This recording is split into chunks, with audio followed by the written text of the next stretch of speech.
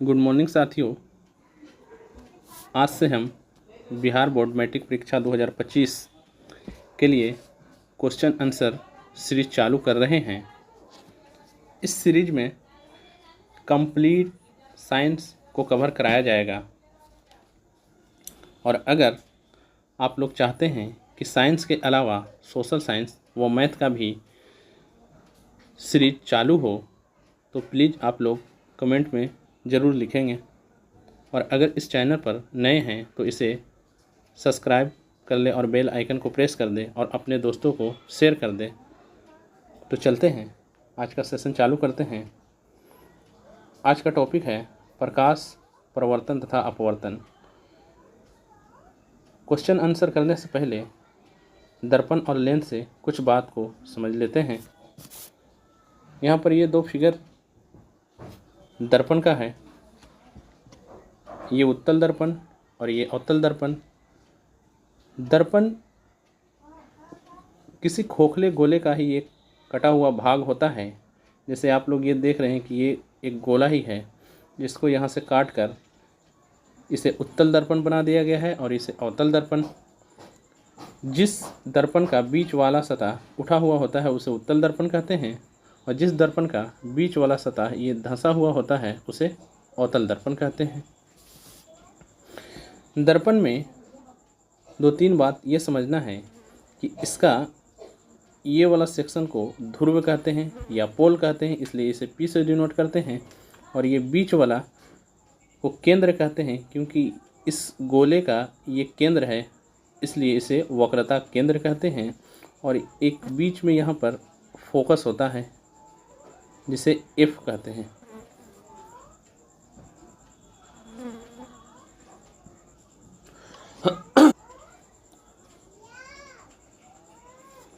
वही ये अवतल दर्पण है, इसमें भी सेम वही, यहाँ पर ये पोल है,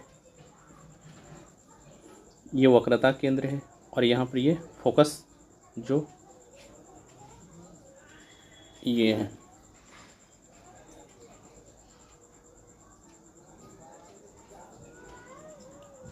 इसके अलावा लेंस को भी कुछ समझ लेते हैं। यहाँ पर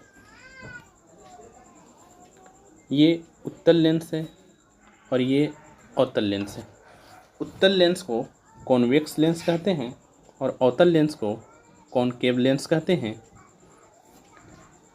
लेंस में दो फोकस होता है और एक प्रकाशिक केंद्र होता है। यहाँ F1, F2, यहाँ पर भी F1, F2 और ये बीच वाला सेक्शन को प्रकाशिक केंद्र कहते हैं।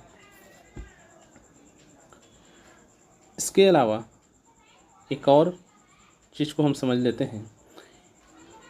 ये दर्पण का चिन्ह परिपाटी है जो दर्पण के इमेज के बारे में हमें समझने में बहुत मदद करती है। ये दर्पण का दाहिना सेक्शन और ये बायां सेक्शन है। दाईं ओर बना प्रतिबिंब को काल्पनिक कहते हैं और बाईं ओर बना प्रतिबिंब को वास्तविक कहते हैं।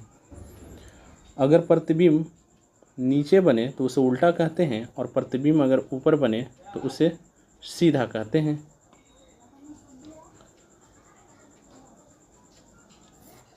तो चलते हैं क्वेश्चन आंसर पर। आज का पहला सवाल है,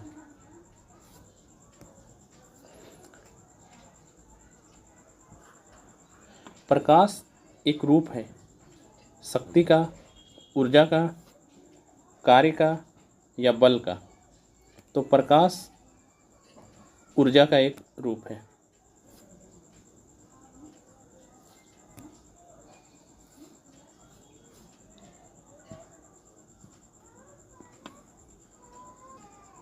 सही आंसर इसका ऊर्जा होगा।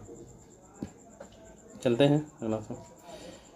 किसी माध्यम में प्रकाश की किरणें माध्यम के कणों को गर्म करती है, प्रकाशित करती है, माध्यम के कणों में गति प्रदान करती है या ये तीनों। तो इसका सही आंसर होगा कि गर्म भी करती है, प्रकाशित करती है और माध्यम के कणों में गति प्रदान करती है। अगला सवाल, प्रकाश तरंगे किस प्रकार की तरंगे होती है? ध्वनि तरंगे के समान, विद्युत चुंबकीय तरंग, कोई तरंग नहीं या इनमें से कोई नहीं। तो प्रकाश तरंग विद्युत चुंबकीय तरंग होती है और इसे चलने के लिए किसी भी माध्यम की आवश्यकता नहीं होती है।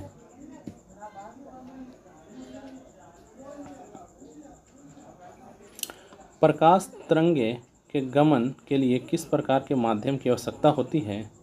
ठोस, तरल, गैस या किसी प्रकार के माध्यम की आवश्यकता नहीं होती है। तो पिछला सवाल में मैं ये बता रहा था कि प्रकाश तरंग को चलने के लिए किसी भी माध्यम की आवश्यकता नहीं होती है। इसका राइट आंसर बी होगा।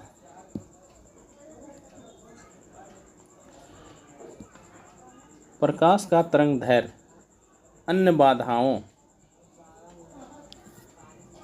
की तुलना में होती है बहुत छोटी, बहुत बड़ी, समान या इनमें से कोई नहीं। तो प्रकाश का तरंग दैर्घ्य अन्य बाधाओं की तुलना में होती है बहुत छोटी।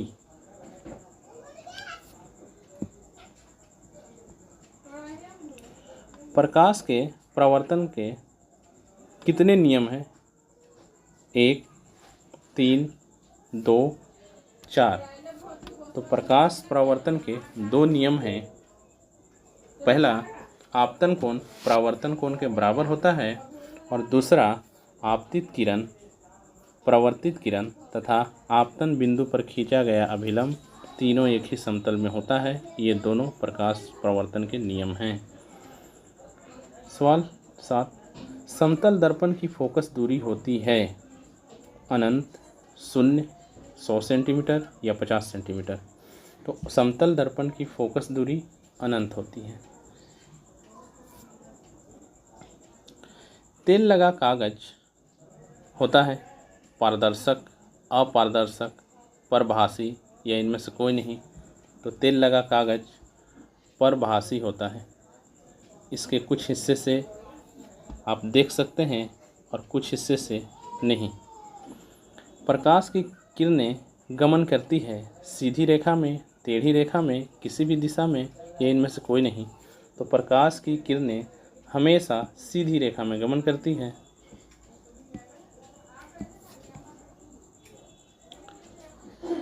सवाल नंबर 10,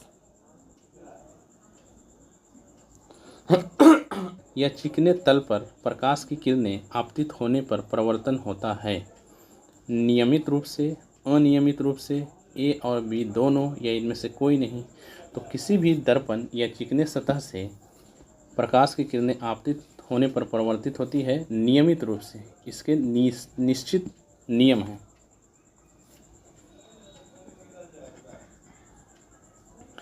किसी दर्पण से आप कितनी ही दूरी पर खड़े हों, आपका प्रतिबिंब सदैव सीधा प्रतीत होता है। संभवतः दर्पण हो केवल समतल, केवल अवतल, केवल उत्तल, या तो असमतल या तो उत्तल। तो उत्तल और समतल ये दोनों हमेशा सीधा प्रतिबिंब बनाता है, इसलिए इसका सही आंसर होगा ऑप्शन नंबर डी। सवाल नंबर 12, प्रकाश की किरणें के सरल रेखीय गमन का अनुप्रयोग है सूर्य ग्रहण, चंद्र ग्रहण, तारों के चमकने में, या ए और बी दोनों। तो सूर्य ग्रहण और चंद्र ग्रहण ये दोनों प्रकाश किरणों के सरल रेखीय गमन का अनुप्रयोग है।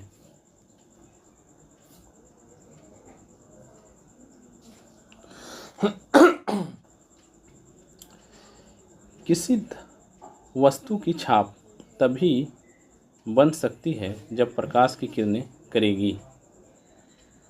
यहाँ क्वेश्चन मिसप्रिंट हो गया है। यहाँ क्वेश्चन था कि किसी वस्तु की छाया तभी बन सकती है जब प्रकाश की किरणें करेंगी सीधी रेखा में गमन, किसी भी दिशा में गमन या टेढ़ी रेखा में। तो ये सीधी रेखा में गमन करेगी तभी किसी वस्तु का छाया बन सकता है। किरणों के समूह को क्या कहा जाता है? तो किरणों के समूह को किरण पुंज कहा जाता है। Option number A. सवाल नंबर 15, किसी उच्च कोटि की पॉलिश किए गए दर्पण अपने पर पड़ने वाले प्रकाश को परावर्तित करती है, पूर्ण रूप से, अंशतः, अपवर्तित करती है या अवशोषित करती है। तो ये किसी उच्च कोटि के पॉलिश किए गए दर्पण अपने पर पड़ने वाले प्रकाश को प्रवर्तित करती है पूर्ण रूप से। किस दर्पण में दूर की वस्तु का प्रतिबिंब सदैव सीधा बनता है? केवल अवतल, केवल उत्तल, केवल समतल, या तो समतल अथवा उत्तल। तो किस दर्पण में दूर की वस्तु प्रतिबिंब सदैव सीधा बनता है? तो ये समतल और उत्तल, ये दोनों में सीधा बनता है। Option number D. अवतल दर्पण की फोकस दूरी होती है धनात्मक, कभी ऋणात्मक तो कभी धनात्मक, ऋणात्मक। अवतल दर्पण की फोकस दूरी होती है धनात्मक, कभी ऋणात्मक तो कभी धनात्मक, ऋणात्मक या शून्य। तो अवतल दर्पण की फोकस दूरी ऋणात्मक होती है, जबकि उत्तल दर्पण की फोकस दूरी धनात्मक होती है। किस दर्पण से हमेशा वस्तु से छोटा प्रतिबिंब बनता है? उत्तल, अवतल, इनमें से कोई नहीं, या समतल। तो उत्तल दर्पण से हमेशा वस्तु से छोटा प्रतिबिंब बनता है। वास्तविक प्रतिबिंब की प्रकृति कैसी होती है? सीधा, उल्टा, सीधा और उल्टा दोनों, या इनमें से कोई नहीं। तो वास्तविक प्रतिबिंब की प्रकृति उल्टा होता है और काल्पनिक प्रतिबिंब की प्रकृति सीधा होता है। मुख्य अक्ष दर्पण के ध्रुव पर अभिलंब है, 45 डिग्री के कोण पर झुका है, 180 डिग्री के कोण पर झुका है, या 135 डिग्री के कोण पर झुका है। तो मुख्य अक्ष दर्पण के ध्रुव पर, जैसे दर्पण ये हो गया और इसको कहते हैं मुख्य अक्ष, तो ये मुख्य अक्ष पर अभिलंब होता है। एक अवतल दर्पण में वस्तु की स्थिति ध्रुव और फोकस के बीच है, तो उसका प्रतिबिंब बनेगा। मैं इसका फिगर दिखा दे रहा हूँ। इसका प्रतिबिंब दाहिने साइड बन रहा है और वस्तु से बड़ा। तो दाहिने साइड मतलब कि काल्पनिक और वस्तु से बड़ा, तो इसका सही आंसर काल्पनिक और बड़ा, ऑप्शन नंबर डी। मुख्य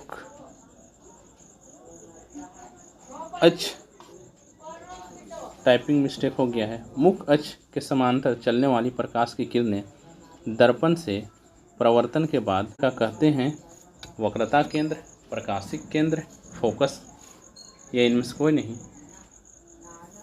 तो इसको कहते हैं फोकस। ये पूछा जा रहा है। ये CFP, जब कोई किरण दर्पण पर टकराती है तो टकराने के बाद फोकस से गुजर जाती है, इसी के बारे में पूछा जा रहा है।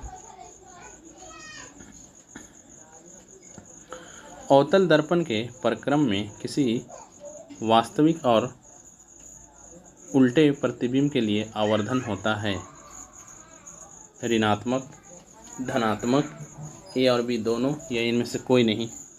तो ये ऋणात्मक होता है।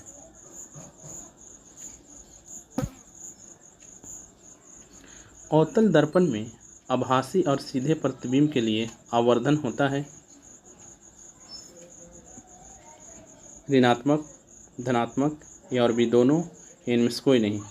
तो सीधे प्रतिबिंब के लिए आवर्धन धनात्मक होता है। किस दर्पण का दृष्टि क्षेत्र बड़ा होता है? अवतल दर्पण, समतल दर्पण, उत्तल दर्पण, या परवलयिक दर्पण। तो उत्तल दर्पण का दृष्टि क्षेत्र बड़ा होता है, इसीलिए वाहनों में साइड मिरर के रूप में अवतल दर्पण को लगाया जाता है। गोलीय दर्पण की फोकस दूरी उसकी वक्रता त्रिज्या की होती है। पहले इसको देख लेते हैं। ये C है, ये F है।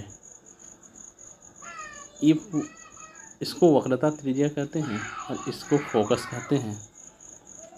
तो वही क्वेश्चन है कि गोलीय दर्पण की फोकस दूरी उसकी वक्रता त्रिज्या की होती है तो आधी होती है। सही आंसर इसका भी होगा। दाढ़ी बनाने में किस दर्पण का उपयोग किया जाता है? अवतल, समतल, उत्तल या इनमें से कोई नहीं।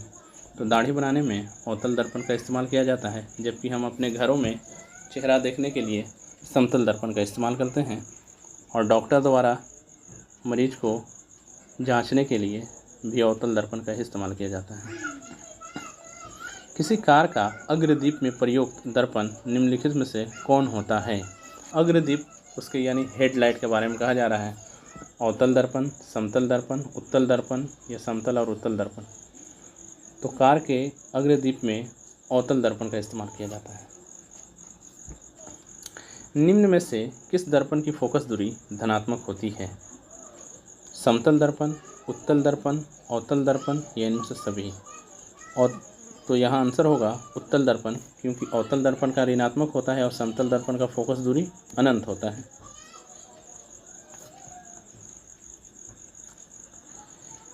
किस दर्पण का उपयोग सामान्यतः वाहनों के पश्च दृश्य दर्पणों के रूप में किया जाता है, मतलब साइड मिरर के रूप में? समतल दर्पण, उत्तल दर्पण, अवतल दर्पण या इनमें से कोई नहीं। तो साइड मिरर के रूप में उत्तल दर्पण का इस्तेमाल किया जाता है। अगर क्वेश्चन आपको पसंद आ रहा है तो प्लीज़ लाइक कर देंगे। रोगियों के नाक, कान, गले आदि की जांच के लिए डॉक्टर प्रयोग करते हैं अवतल दर्पण, समतल दर्पण, उत्तल दर्पण या इनमें से कोई नहीं। तो रोगियों के जांच के लिए डॉक्टर अवतल दर्पण का इस्तेमाल करते हैं। क्वेश्चन नंबर 32, शब्दकोश के छोटे अक्षरों को पढ़ने के लिए किस लेंस का उपयोग करना पसंद करेंगे? 50 सेंटीमीटर फोकस दूरी वाले उत्तल लेंस या 50 सेंटीमीटर फोकस दूरी वाला अवतल लेंस या 5 सेंटीमीटर फोकस दूरी वाला उत्तल लेंस या 5 सेंटीमीटर फोकस दूरी का अवतल लेंस। तो 5 सेंटीमीटर फोकस दूरी वाला उत्तल लेंस से आप बड़ा अक्षर उसको बना सकते हैं, यानी फोकस दूरी जितना कम होगा उत्तल लेंस में आप फिगर उतना बड़ा देख पाएंगे। इसलिए इसका सही आंसर ऑप्शन नंबर सी। जल में प्रकाश की चाल होती है 3 × 10⁸ मीटर प्रति सेकंड, 2 × 10⁸ मीटर प्रति सेकंड, 2.25 × 10⁸ मीटर प्रति सेकंड या इनमें से कोई नहीं। तो जल में प्रकाश की चाल 2.25 × 10⁸ मीटर प्रति सेकंड होता है और ये कांच में प्रकाश की चाल है और ये वायु में प्रकाश की चाल है।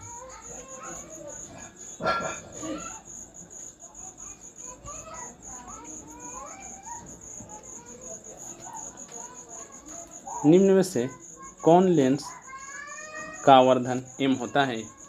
u/v, u और v, u+v, v/u। तो इसका सही आंसर v/u होगा। अवतल लेंस के परिक्रम में प्रतिबिंब हमेशा आभासी बनता है, तो आवर्धन m सदा होता है धनात्मक, ऋणात्मक, कभी धनात्मक तो कभी ऋणात्मक, इनमें से कोई नहीं। तो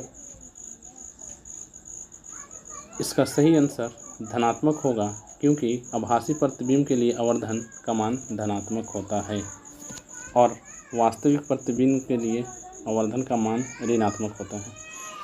किसी लेंस द्वारा उत्पन्न आवर्धन का एसआई मात्रक होता है मीटर, मिलीमीटर, सेंटीमीटर या मात्रक विहीन।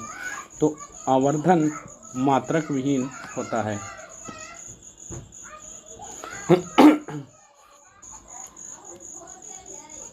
डी।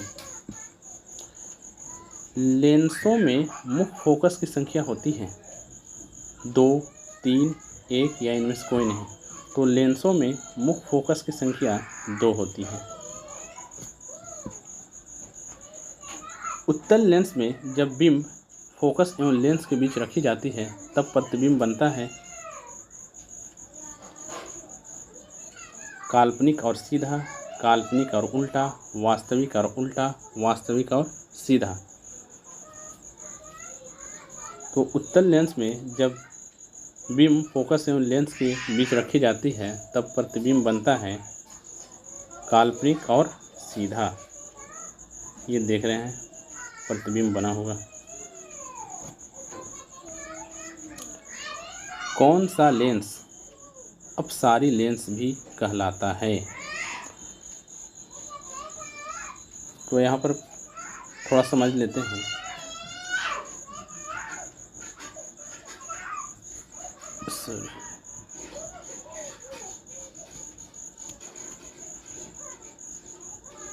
ये है उत्तल लेंस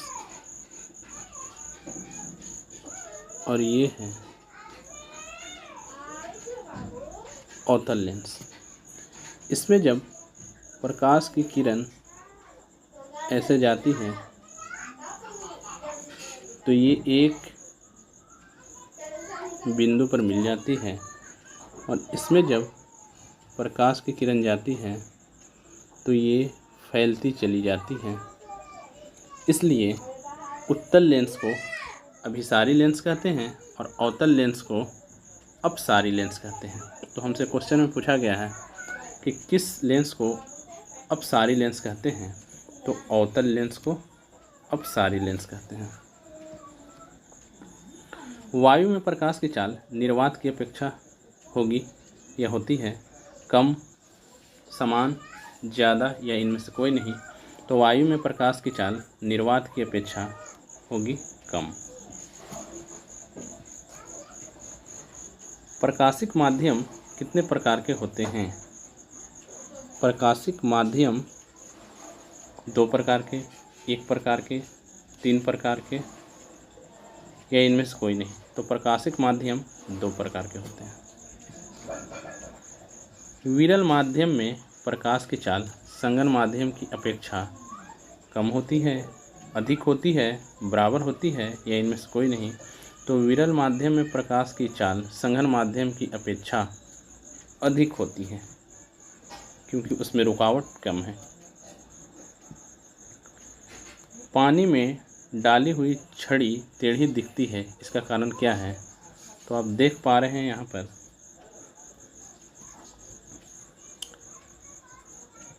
कि ये छड़ी बिल्कुल टेढ़ी दिखाई दे रही है। इसका कारण क्या है? अपवर्तन, परावर्तन, दोनों या इनमें से कोई नहीं। तो पानी में पड़ी हुई छड़ी मुड़ी हुई दिखाई देना या सिक्का या जग डाला हुआ हो तो ऊपर उठा दिखाई देना, ये अपवर्तन के कारण होता है। निम्नलिखित में से किसका अपवर्तनांक सबसे अधिक होता है? वायु, बर्फ, कांच, हीरा। तो हीरा का अपवर्तनांक सबसे अधिक होता है। निम्नलिखित में से किस लेंस को अभिसारी लेंस कहते हैं? तो अभी मैं डायग्राम के माध्यम से बताया कि अवतल लेंस को अपसारी लेंस और उत्तल लेंस को अभिसारी लेंस कहते हैं। निम्न में से किस लेंस की फोकस दूरी धनात्मक होती है?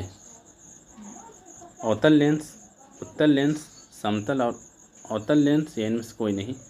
तो उत्तल लेंस की फोकस दूरी धनात्मक होती है। किसी अवतल लेंस के लिए फोकस दूरी होती है ऋणात्मक, धनात्मक, दोनों या इनमें से कोई नहीं। तो अवतल लेंस के लिए फोकस दूरी ऋणात्मक होती है। निम्न में से किस माध्यम में प्रकाश की चाल अधिकतम है? हवा, जल, सीसा या हीरा। तो जो सबसे विरल माध्यम होगा प्रकाश की चाल उसी में अधिकतम होगा। तो इन चारों में सबसे विरल माध्यम हवा का है, इसलिए प्रकाश का चाल अधिकतम हवा में ही होगा। सवाल नंबर 49, आवर्धन का ऋणात्मक मान बताता है कि वस्तु के सापेक्ष प्रतिबिंब उल्टा है, वस्तु के सापेक्ष प्रतिबिंब सीधा है, वस्तु से प्रतिबिंब छोटा है, वस्तु से प्रतिबिंब बड़ा है। तो तो आवर्धन का ऋणात्मक मान ये बताता है कि वस्तु के सापेक्ष प्रतिबिंब उल्टा है, और पॉजिटिव मान ये बताता है कि प्रतिबिंब सीधा है। प्रकाश हमें निम्नलिखित संचार के माध्यम प्रदान करता है: कांच, रेशों से बनी तंतु, प्रकाशिक केबल, टेलीफोन, या इनमें से सभी। तो इसका सही आंसर होगा इनमें से सभी।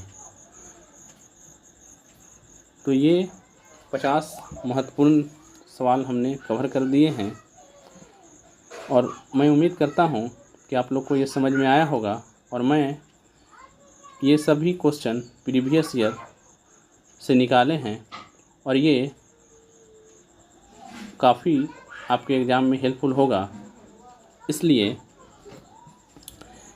इसे आप रिवाइज कर लें। और मैं आगे इसका सीरीज कंटिन्यू करता रहूँगा, इसलिए आप इस चैनल को सब्सक्राइब कर दें और इस चैनल से जुड़े रहें। शुक्रिया। 26 मिनट